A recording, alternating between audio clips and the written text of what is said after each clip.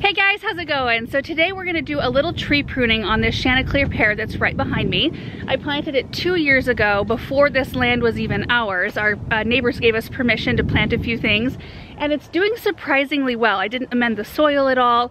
It's really had very minimal attention, but I feel like there's a lot of good things to look at in terms of examples of things we should be pruning out this time of year. Okay, to give you guys some perspective of where we're at in the garden, we're on the end of the west side walkway where all the beautiful urns are. That leads to our raised bed vegetable garden. And then here's the tree right here. The fence used to extend all the way down the driveway here, and there were power poles and such. Anyway, we've got a lot of cleanup yet to do, but I think it's gonna provide some really fun opportunities to plant some beautiful things. Also, you can see that the white picket fence from the front of the garden there is being removed. In fact, the guys are over there working on getting all of the posts, the vertical posts, out as we speak. And then we will have this whole area from the house all the way down will be grass and big shade trees, as well as larger flower bed areas. So we're going to extend flower bed areas on both sides. It should be a really fun and long process.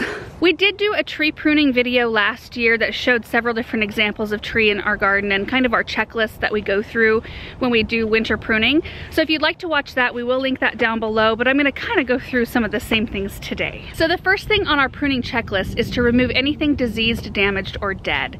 The dead branches and diseased branches are a little bit harder to locate this time of year, and you can remove those at any point during the growing season. You can really, though, locate anything damaged. So branches that are clearly, you know, broken and dangling there. Anything that's showing any kind of stress or weak spot. So like it looks like this branch has been rubbed by something, and that will produce a weak spot in the tree. We don't want to keep those kinds of things around. And then in terms of dead branches, oftentimes you can tell like there's a healthy branch that's producing buds. So like if we look at this branch here, it looks nice. Like the branch itself looks very healthy. There's some healthy buds being formed there. But then if we look at something that's dead, like, well, this one's clearly dead because it's broken off. But dead branches typically have more of a dry, kind of sunken appearance, and they'll even have like lines that go down them like this. You can see that. So if pruning intimidates you, I think the checklist is really nice, because right now what I'm gonna do is tackle all of the broken stuff that I find in the tree, and that's it. I'm not gonna overwhelm myself with thinking about the shape of the tree quite yet.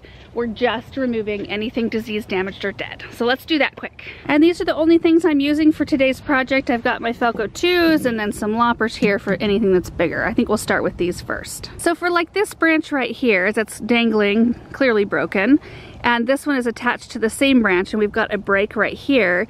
I think what I'm gonna do is take this one down to this healthier branch here. We don't wanna cut it too close. We wanna leave a little bit of a stem, kind of like that. Now we don't have to worry about these creating any weakness in our tree. Here's another good example of something we don't wanna keep. See right here where a lot of the bark has been rubbed off? There's also a crack, and this branch is kind of like flopped in toward the center of the tree. There's actually still some life left in it. We don't want to keep weak branches like that around. We come down here, you can also see a spot where it has been broken. So we're gonna follow this down to this healthy branch here and cut this part off. And I think I might need my loppers. We'll try this though. Yep, that one's a little bit too big. Let me get the loppers. That looks good. So now I'm just gonna look over the rest of the tree and remove anything else that I see that looks damaged. Okay, all the damaged stuff has been removed, so the next step on our pruning checklist is to look for suckers or water sprouts. And this tree has excellent examples for water sprouts. See the upward growth right there that goes straight up into the middle of the tree? All of these right here, those are water sprouts that we're gonna want to remove. Now suckers are different in that they come from the base of the tree. We're not dealing with those, thankfully. So those you would want to trim out as well. So if you see growth around the base of your tree, you want to take care of them that way. And water sprouts are typically stimulated by one of two things: either heavy pruning, which I did prune on this tree quite a bit last year, and or stress. Usually when they form water sprouts from stress, they're not as vigorous, they're a lot weaker, but these are pretty robust. So I think that these were stimulated by my prune job last year, which is not a big deal. I could have kept up on them a little bit quicker, like I could have taken care of them before they got so tall. But it's not a big deal. We can remove them today. So what you want to consider when we get close in on this water sprout, see this like swollen area around the trunk? That is a branch collar. We don't want to cut into that collar, like we don't want to cut flush on the trunk of the tree, because inside that branch collar, the tree has properties which will help heal the cuts a lot faster, and it'll cause less weakness to the tree.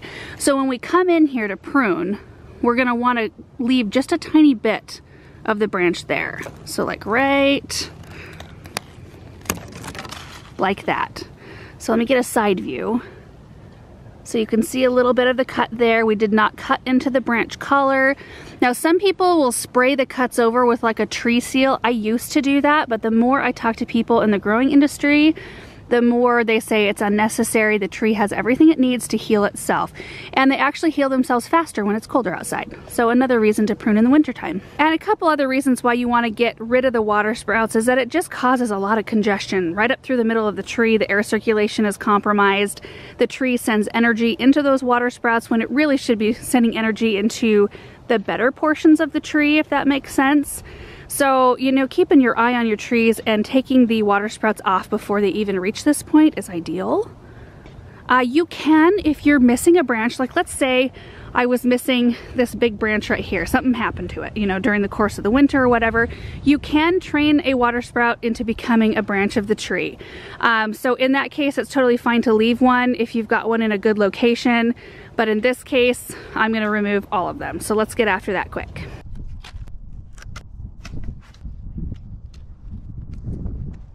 So here's all of the water sprouts right here, and the tree looks so much better. It looks like it can breathe. Okay, so disease, damaged, and dead is done. Water sprouts and suckers are done. Now we want to look for any competing branches. And what I mean by that is any branch inside the tree that looks like it's growing up into another prominent branch. So I'm not sure how well we're going to be able to see here, but if we follow this branch right here straight up, it's running into a bunch of other branches up there.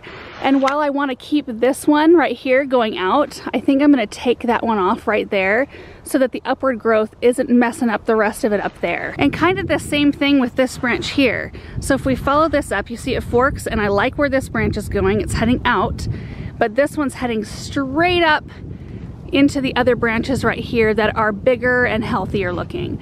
So I'll probably take this one off right here. This case right here, it's not causing a problem right now, but it will in the future, and it's great if we can take them off when they're little. We've got a really healthy branch right here, and then this little guy is shooting straight back up to the center of the tree.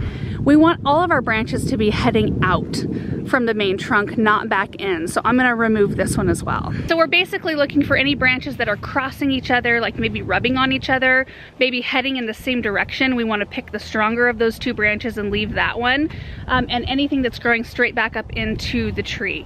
So I don't think there's a tremendous amount that we're gonna have to do because I did a lot of this last year, and that's the thing. If we stay on this checklist and stay on the schedule of once a year coming out and doing some dormant pruning on your trees, which is a great time of year to do that, then it never becomes a huge issue. And that's kind of the goal. All right, so I think that this tree is done. I mean, I could get my pole pruners out and maybe take a couple of branches right up there, but I'm not too worried about that yet. I think it looks really good. It looks good to have those water sprouts out, and then just some light pruning just to lighten up the canopy in the center. And if you stay up on your pruning, which I'm not always great about, but if I stay on top of it, this is all I had to take out today, which is not very much, and it's so much less stress to the tree when you don't have to do a major prune job. These branches right here, I'm actually gonna take inside. So it's really not even wasteful when you can repurpose the branches, and I can force these to bloom early. They've still got nice looking buds on them. So I'll put them in some water inside in a vase, and then we'll get to enjoy their blooms here pretty quick probably. And these right here I won't use because they didn't have a good shape, or they only had like 1 or 2 little buds on them. That's a nice little bouquet right there. And this spring snow crabapple right here, this multi-trunk, was one of the ones I showed you in last year's pruning video.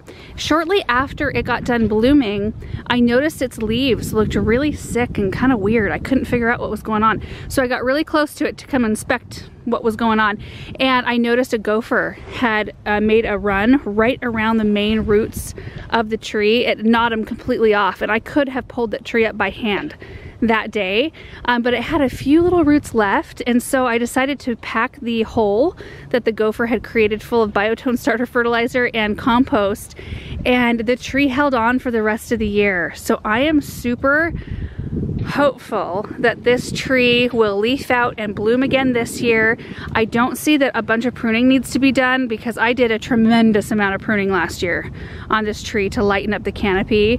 On these multi-trunks, they typically tend to need a lot of pruning in the beginning, especially if we want to start limbing them up, which I will want this one limbed up in the end. But I mean, it's got a lot of healthy looking buds on it. So there's kind of an update on that tree. Love it when things like that work out. And that is the other thing. After you get done with all of your pruning checklist, you can look at the overall aesthetic of the tree and decide if there are any branches that need to come out, if you need to raise the canopy at all, like if you're trying to get a lawnmower underneath it. And you want to make those bigger changes very gradually, so it's very good to start off when the tree is young. That way you're only making 1 or 2 or maybe even 3 larger prune cuts at a time, instead of needing to come in 5 years later and take a bunch of the tree off, which can really set it back. I am not a professional tree trimmer, tree pruner by any means, but that's the checklist that we go by every year, and it keeps things very organized, it keeps things manageable, and less apt to get overwhelming for me if I can keep them on a schedule and keep the amount that I need to prune a lot less every year. I think it's better for the overall health of the tree, and it's better for me in the long run as well. So anyway, I hope this video was helpful. If you're able to get out in your garden now, I know a lot of you are still under a lot of snow. I'm definitely a good time to go out and start addressing some tree issues, some tree pruning. And then once those of you guys lose some of your snow, once some of it melts, definitely get out there before spring is upon us and things start to grow, because pruning them when they're dormant is such a good thing. So anyway, that's it for today's video. Thank you so much for watching, and we will see you in the next one. Bye.